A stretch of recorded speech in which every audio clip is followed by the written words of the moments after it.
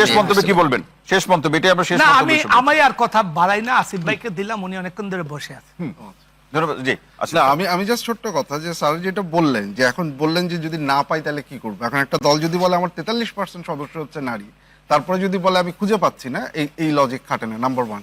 Number 2 হচ্ছে কেন এই প্রভিশনটার উপর কেন কথা বলছি, this is the only provision যেটাতে বলা আছে সাইন করার পরে ইমপ্লিমেন্ট হবে, বাকিগুলোর ক্ষেত্রে সেই জিনিস বলা নেই। তাহলে এইটা হচ্ছে একটা মানদণ্ড, একটা স্ট্যান্ডার্ড, যেটা দিয়ে আপনি বিচার করতে পারেন যে ভবিষ্যতে এই দলগুলা, যারা যে দলই হোক, যারা বলছে যে আমরা এই করবো, আমরা কথা রাখবো কিনা, তার একটা বড় স্ট্যান্ডার্ড হচ্ছে এইটা, এবং সেই স্ট্যান্ডার্ডটা কোনো দলই মিট করতে পারে। জি আব্দুল তুষার ভাই, কিভাবে জনগণ, এটা একটু শুনি, এই প্রসঙ্গে একটু আপনার কাছ থেকে শুনি। কিভাবে জনগণ, এটা তো আমরা এখন বলতে পারবো না। জনগণ যেখানে ভোট দিবে ওই ভোটের ফলাফল সেইভাবে আসবে। জনগণ যে বাক্সে ভোট দিবে সেই বাক্স অনুযায়ী কর্মের প্রতিফল পাবে। জনগণের কর্ম তো ভোট। মুশকিলটা হচ্ছে যে জনগণ কি পাবে। যখন প্রতিশ্রুতি দেওয়া হয় তখন খেয়াল রাখতে হয় যে জনগণকে দেওয়া প্রতিশ্রুতির মধ্যে কোথায় কোথায় ফাঁকি আছে।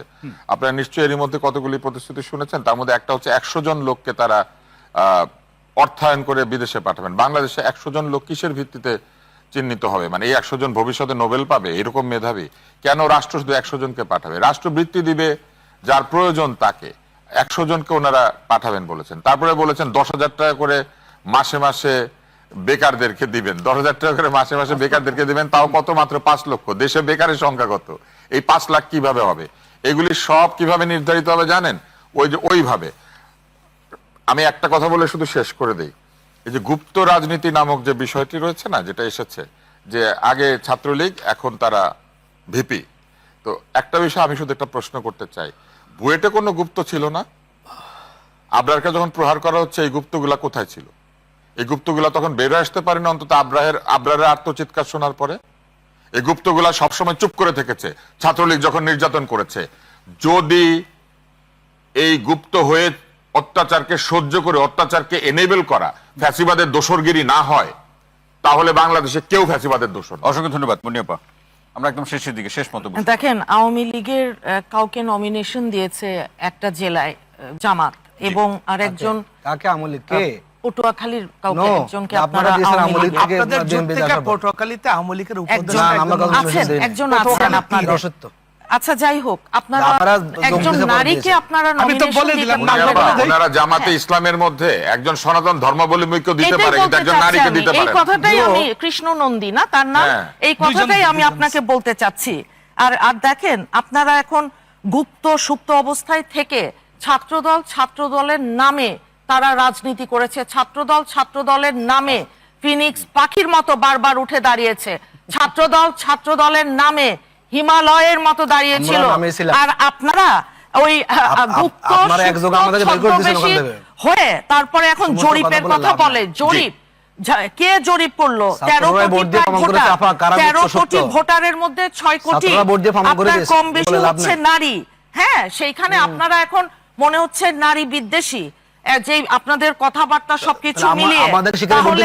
এখন আপনার ওই বিশ্ববিদ্যালয়ের নারীরা আমাদের ভোট দিয়েছে কেন বলো? ভাগ নাকি তাদের ওই নারী আছে বিশ্ববিদ্যালয়ের নারীরা আমাদের কেন ভোট দিয়েছে? আপনি তো, উনি তো কথা বলছেন ভাই, ওনার কথা বলে আমি তো সময় পাবো না। আমি একটা কথাও বলিনি। বিশ্ববিদ্যালয় কেন ভোট দিয়েছে বলেন তো? আপনি কেন এখন কথা বলছেন? আপনি তো কথা বলছেন, আমাদের ভোট দিয়েছে না। ওইটুক ধৈর্য দেখাতে হয়, ওইটুক আমি তো কথা বলছি, আপনার সময় তো আমি কথা বলি নাই। এমনি শোটা হয়ে গেছে, কিন্তু একপাক্ষিক শো হয়ে গেছে। আমি দেখলাম মানে সবাই আমার কথা কাউন্টার করতেছেন। না, আমি আপনাকে না, আমি আপনার কথা বলতে পারি না। করা যাবে না। আমি দেখলাম আমি এখানে সবাই একপক্ষ হয়ে গেছে। এই সমস্ত শো না করা, আচ্ছা, কিংবা সলিডারিটি সবাই এখন আমি বলছি, এটা আমাদের দেশনেত্রী যেমন চেয়েছেন সব সময় সারা জীবন। আমাদের চেয়ারম্যান সাহেব এত অত্যাচার, এত নির্যাতন, উনি এসে আওয়ামী লীগ নিয়ে একটা কোনো নেগেটিভ কমেন্ট করেছে? অসংখ্য ধন্যবাদ মুনিয়াপা, অসংখ্য ধন্যবাদ। কেউ শুনেননি। সালে ভাই, শেষ লাইন শুনবো। কাজেই খামাখা ওই কথার জন্য কথা বলে লাভ নাই। সালে ভাই, আচ্ছা, আমি ওইটা ওনার অবগতির জন্য বলি। পটুয়াখালী 4 আসনে 10 দলীয় জোটের প্রার্থী আওয়ামী লীগ শাসনামলের উপজেলা চেয়ারম্যান এবং আওয়ামী লীগের উপদেষ্টা। কে কোন দলের প্রার্থী? আপনাদের 10 দলীয় জোট। জামাতের প্রার্থী কিনা? ভাই আমি আপনারা এখন আবার জোটের আচ্ছা, মধ্যে আবার আপনারা আলাদা এই- করছেন। সালে ভাই, বিএনপির সাথে থাকলে আপনারা আলাদা, আমার জানা নাই। অন্য দলের সাথে থাকলে আমার আলাদা। জানা নাই। কারণ আমি যেটা আমি- বুঝতে আপনারা বলেন চাচ্ছি- আমি যেটা বুঝতে চাচ্ছি তো ভাই, আমি একটু শুনে আসি, আমি একটু শুনে আসি। আজকে আচ্ছা আপনার সাথে আপনাদের আছে কৃষ্ণনন্দী কি ছিল তহিদ ভাই আজকে আপনার সাথে আমি কিন্তু একা দেখলাম যে সবাই একসাথে না, কথা কিন্তু বলতেছে। অন্য আলোচক তো বলছে না, আপনাকে এটা- অনেক না, বেশি না, সময় না, দিয়েছি হোক, কিন্তু এই কথা দেখুন না, বলছেন সালে ভাই আচ্ছা, একটু কম তো আমি সবাই পেয়েছি। একসাথে জি। কথা বলতেছেন তো আপনারা আচ্ছা এখানে। আমি কথাটা একটু বলে এভাবে তো আমরা শ্রোতে না আসাই আমরা- ভালো। আমরা- আমরা- আমরা- আমরা শেষ করবো, আমরা শেষ করবো সালে ভাই আমি শেষ বলতে করবো। দেওয়ার জন্য এসেছি। আপনাদের সময় নষ্ট করতেছেন না না সালে ভাই আমরা শেষ করতে হবে ভাই। আমাদের মূল বাজেট ছিল হলো প্রতিশ্রুতি নিয়ে জি তা আমরা যে আলোচনাটা করছি এটাকে সমাপ্তি বলি এই এমন প্রতিশ্রুতি দিও না যাহা তুমি রক্ষা করিতে পারো না। এবং আরো একটা বলি, আমি যেটা আগেও বলছিলাম এটা দিয়ে শেষ করি, এই যে প্রতিশ্রুতি তুমি রক্ষা করবে না